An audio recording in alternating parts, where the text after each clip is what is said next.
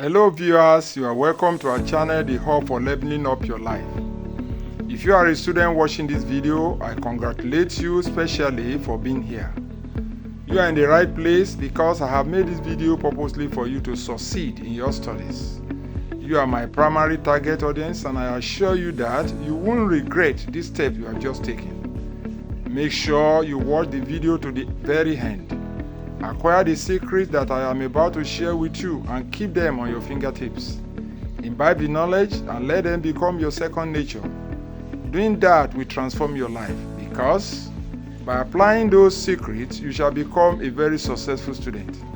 If you are a teacher or a parent, I urge you, listen to the end and recommend this video to your students or children. Advise them to listen to it several times until they fully understand all the facts.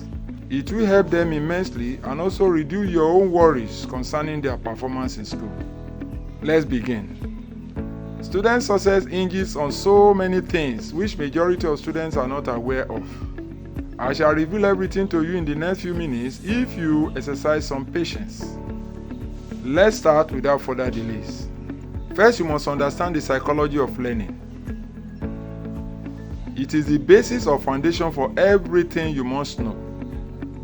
The psychology of learning teaches you three principal things. 1. How to acquire knowledge. 2. How to process knowledge. 3. How to retain knowledge. Whatever you acquire in life, if you cannot retain or keep them, they cannot benefit your life. It is like when you are hungry. First, you must get or acquire the food. Maybe you go and buy it. Then you cook and eat it, which is the processing stage. And finally, your body will digest and absorb such food, thereby retaining it inside of you. If any of these steps is missing, the food cannot be of any benefit to you. The same goes with knowledge.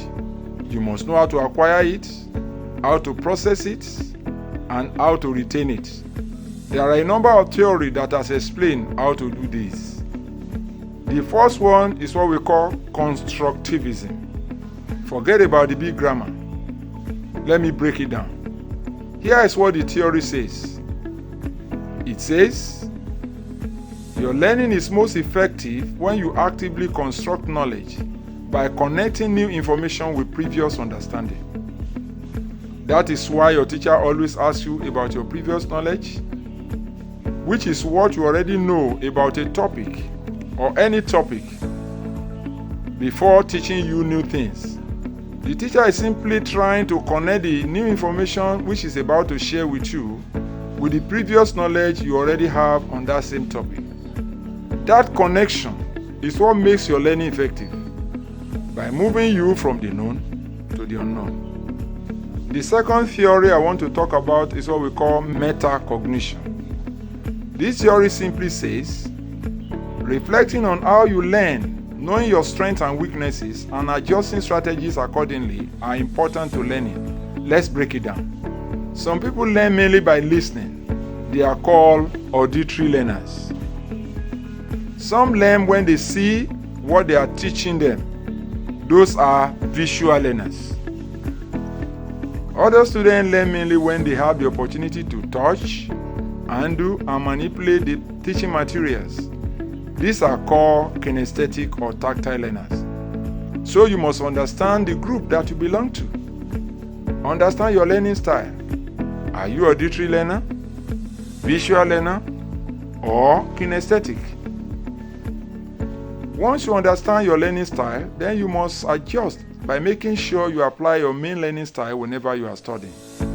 To ensure that nobody is left behind in the class, good teachers speak audibly for the auditory learners to learn something. They write clearly and legibly on the board and show students samples of the teaching materials so that the visual learners will see and learn something.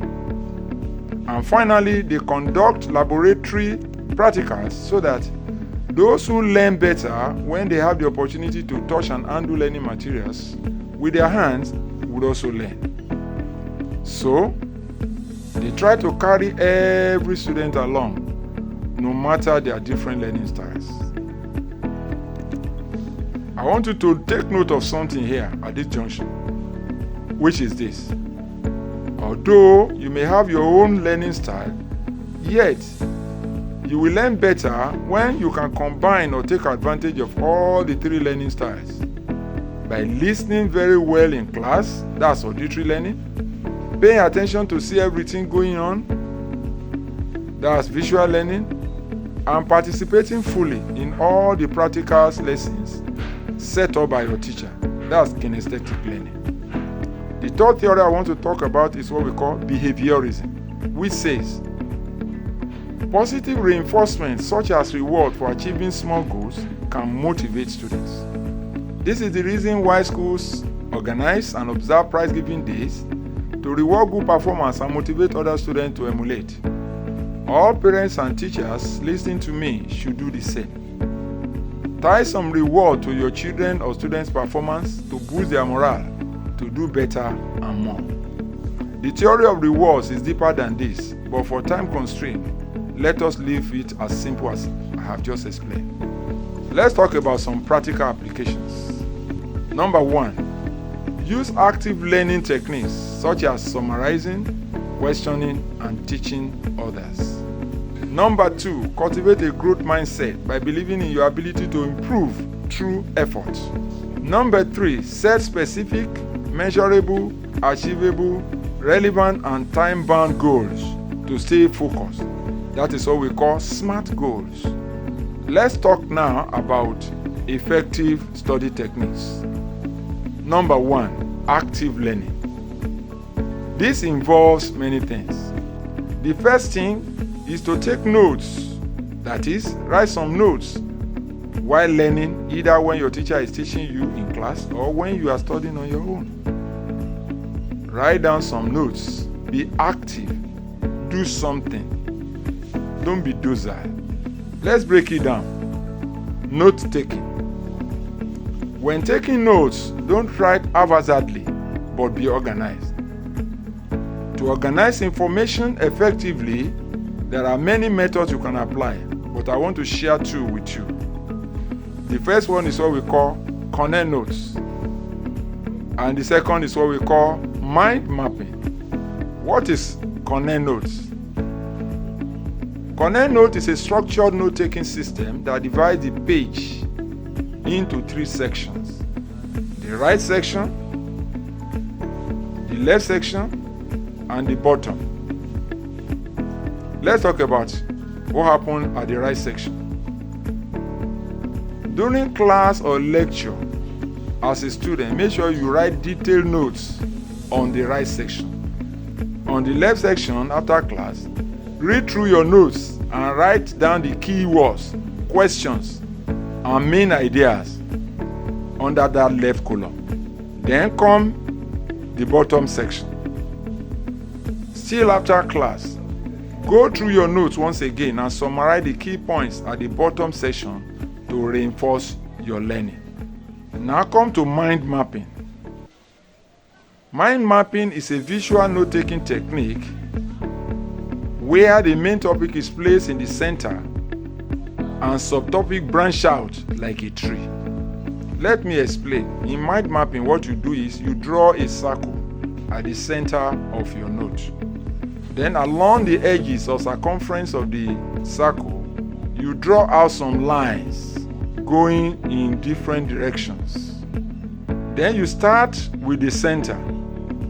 At the center of that circle, you write the main idea of the topic. It can be, for instance, energy. Then, at the edges, you draw branches. Along each of those branches, you can write subtopics. Let's say, types of energy. On one branch, you write mechanical energy. On another, kinetic energy. Then, potential energy, chemical energy, and so on. See, along each of those branches with each subtopic, then you add the details, images and keywords on each branch. You can use markers. You can use colors and symbols. Colors like crayon or markers to enhance memory section. So on one branch you can color it red. That's, let's say, mechanical energy and all the contents there. On another branch you can use yellow color, let's say electrical energy. This coloring will make everything stand out, and it will help you organize your information and improve your recall. Let's move on. Another active learning technique is what we call self-testing. This helps you to reinforce your memory and to identify your weak areas. When you self-test, by the time you write your answer to the test questions and you mark for yourself, you will know the ones you understand. Where you get it wrong, you know those are your weak areas. Then you will know how to improve on that. Self-testing can be done by using the following tools. Number 1, use flashcards. What is a flashcard? A flashcard is a learning tool. It enhances memory and comprehension. It has two sides. One side, side A, contains questions, concepts, and terminologies written on there. The other side, let's say side B, contains answers to those questions, meaning of those terminologies, and definition of those concepts. To use the flashcard, first and foremost, you will review all the cards available to you by reading the questions and the answers, the terminologies and their meanings, the concepts and their definitions. You know, as in practicing and reading your notes. Then when you now want to use it for self-testing, first, you flip to the side with the questions, terminologies, and concepts. Read the question, read the concept, read the terminology, and offhand, try to recall the answer. By saying the answer loud by heart. After that, then flip to the other side of the card and check the answer to see if you are correct. If you are correct, then you have mastered that one. Set it aside. If you are not, then try again until you master everything. You can also use digital flashcards to carry out the same exercise. Let's move on. After the flashcards, you should practice questions. Both past questions, current questions, and all those questions you find inside your textbooks. You can answer them and give them to your teacher to help you mark. They will be glad to help you to know whether you understand, or you check the answers from your textbook by yourself. That is what actually makes it self-testing. Next, organize quizzes. This can be done between you and a few friends in your class, or a school-wide quiz where we have a quiz master who will ask questions and the rest of you will answer one by one, and then you know how far you have mastered the content of your notes. Another method is what we call teach back. This means what you have learned, you should teach it to someone else. You know, by explaining what you already know to someone else, it helps you to remember things and to solidify your understanding. Next, practice spaced repetition. These techniques involve reviewing materials at gradually increasing intervals, which strengthens long-term memory. What does that mean? It means you learn at a time, give a space to rest, learn again, and repeat what you have learned. By this intermittent repeating of what you have learned, it will help you to retain what you have learned in your long-time memory, I mean to say. Spaced repetition can be achieved by using tools like Anki and Quizlet. They can help to automate the process. Anki and Quizlet are digital tools. You find them online. They can help you to automate spaced repetition to enhance long-term retention. I encourage you to search for them. Read about them for better understanding. They are very effective for language learning, examination preparation, mastering of new information, and many other things. Quizlet is a user-friendly platform with various study methods like flashcards, which we talked about before, tests, question and answers, and educational games. Let's talk about chunking. That's the next.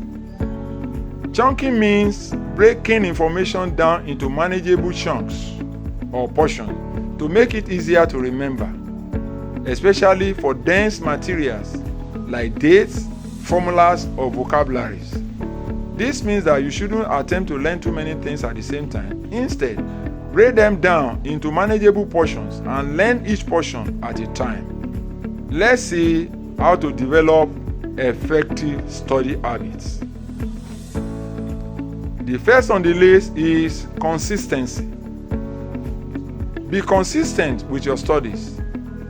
Read regularly. Don't go on any long vacation as far as your studies are concerned. Number 2, make a study schedule. What is a study schedule? It means that you should allocate dedicated study periods daily to build a routine, e.g., reading from 4:30 to 6 a.m. in the morning, and also studying from 8:30 p.m. to 10 p.m. in the evening, and make sure you follow that schedule. Next, prioritize difficult subjects. You know the subject you are not so good at.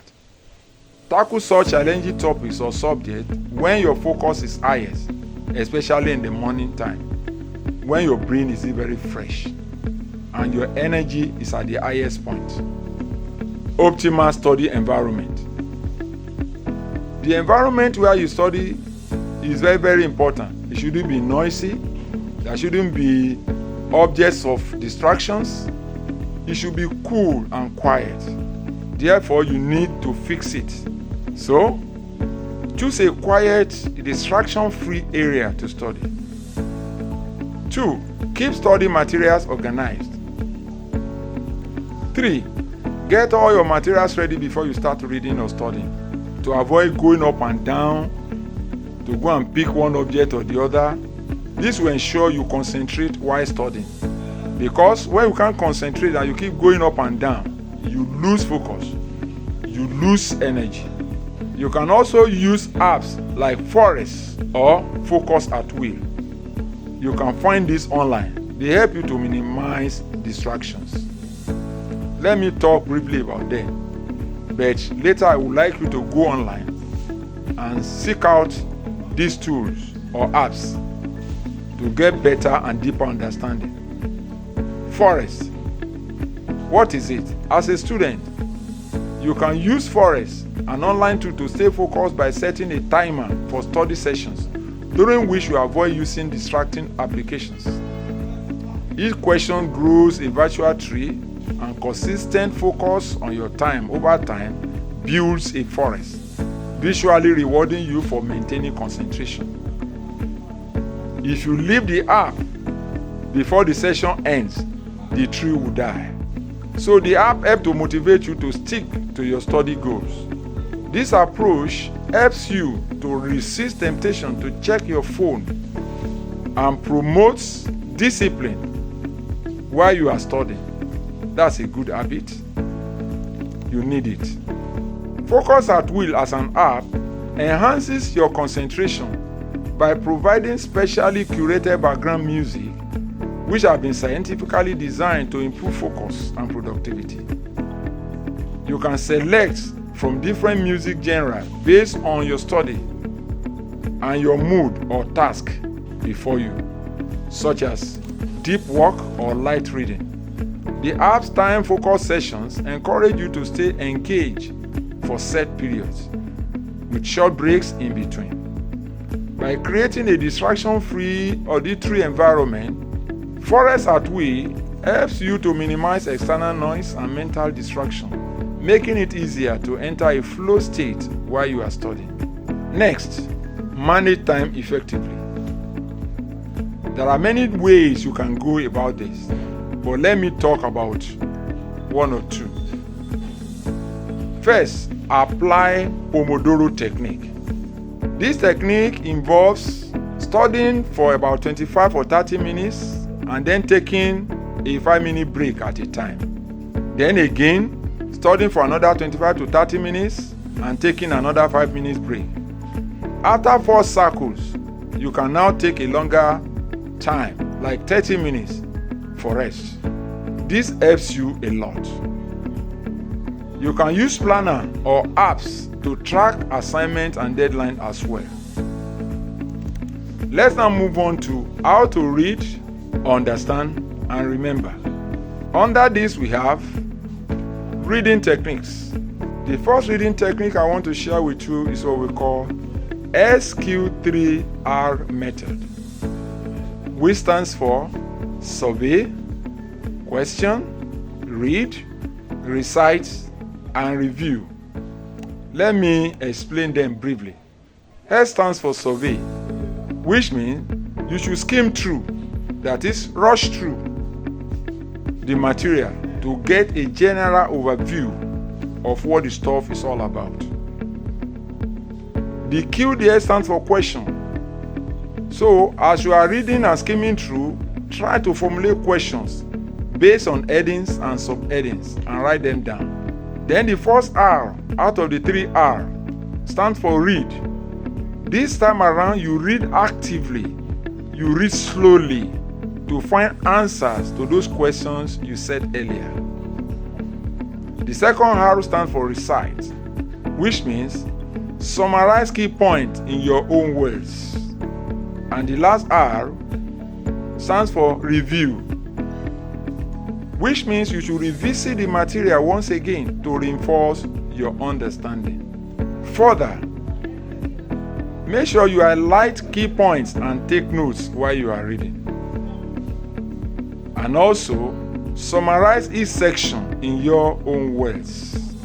Let's now look at how to improve understanding. To improve your understanding of the stuff you are reading, you must learn to relate concepts to real-life examples. Again, break complex topics into simpler components and analyze them component by component. Also, discuss with your peers or instructors for clarification and better explanation. Next, let's talk about how to enhance memory. You can enhance your memory as a student by 1. Visualization. Create mental image or diagrams to represent information. This is why your imagination is very important. You must be able to imagine in your mental subconsciousness or your mind through drawing of diagrams and seeing in your mind the picture of what you are reading.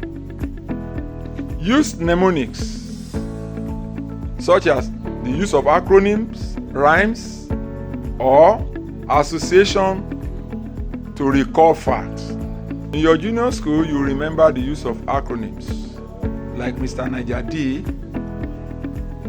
where M stands for movement, R for respiration, and the rest of them.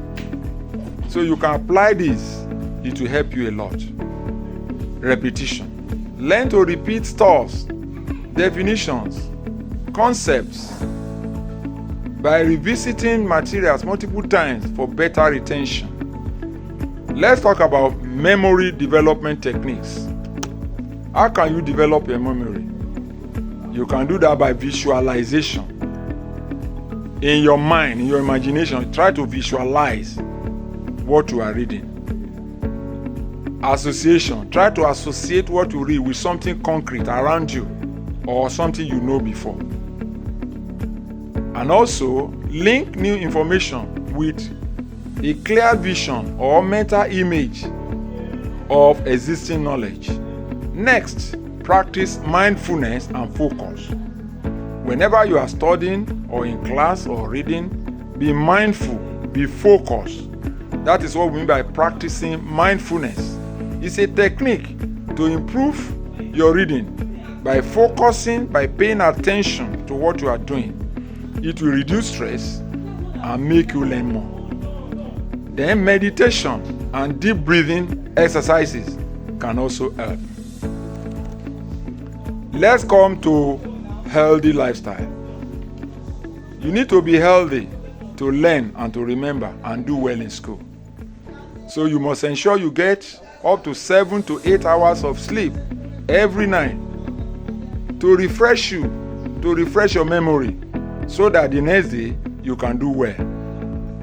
We are talking about healthy lifestyle. Stay physically active to boost your brain function. Engage in exercises. Physiotherapists and psychologists and food nutritionists have made us know that exercise boosts brain function.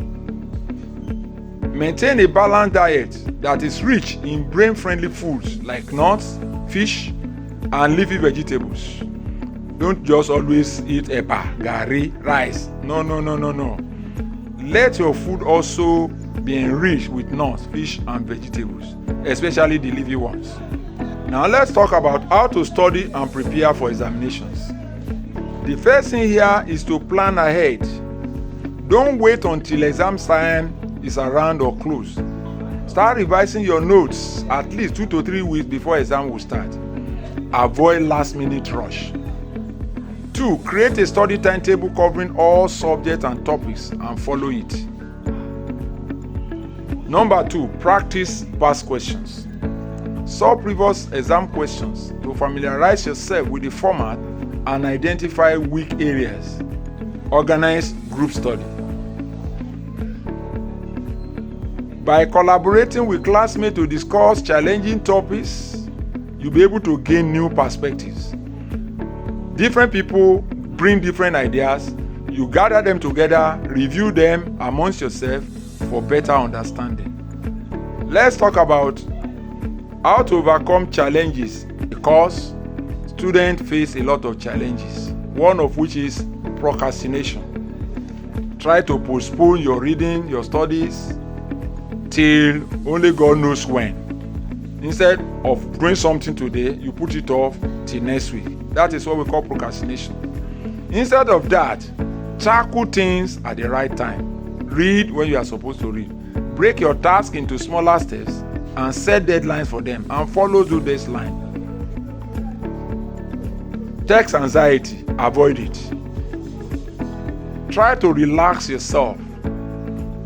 Use relaxation techniques like breathing in and out. Focus on preparation rather than outcomes. When you fear and you are anxious, it will not help your brain to function at its peak. Be motivated. Avoid lack of motivation. Reward yourself for completing tasks and keep the end goal in mind. Now we come to other strategies for success. The first among is to leverage technology. You can use apps like Evernote, Google Drive, or Notion for organizing notes and resources. Please go online to find out more and get better understanding of these apps: Evernote, Google Drive, and Notion. Watch educational movies and videos like this one. They are audio visual, you can see, you can hear, and they make you learn faster and better. You can also use online resources like courses to supplement your learning. Go for those courses that explain the same subject, the same topic as in your school lessons. They will reinforce your understanding. Next, always seek support. Don't be shy. Don't hesitate to ask for help when you need it from your teachers, your mentors, or peers. Don't be shy at all. Politely ask them to explain what you don't understand to you. Don't feel too pompous. Don't feel too arrogant. Humble yourself. Join study groups or communities for collaboration and encouragement. Reflecting means going over your areas of weakness, strengths, and opportunities. Know where you are good at and where you are not so good, so that you can adjust yourself to know which area you need to concentrate more and which area you have masters, so that you won't leave any stone unturned, so that you'll be able to refine your strategies and make steady progress. Then you can celebrate your small wins to maintain momentum. At this junction, please press the like and subscribe buttons for more educational videos. If you are a student, use and reuse this video and tell it to your friends, which is a sign that you truly desire to be successful and that you love your neighbor as yourself.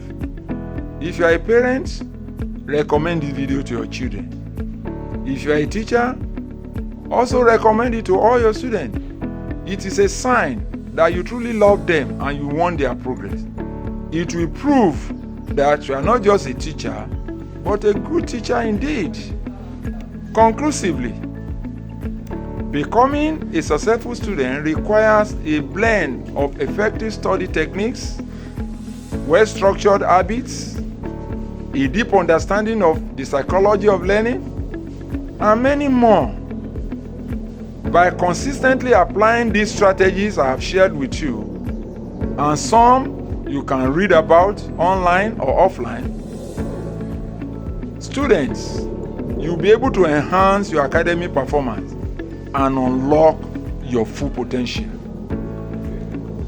Please don't forget to like and subscribe. Thank you and bye.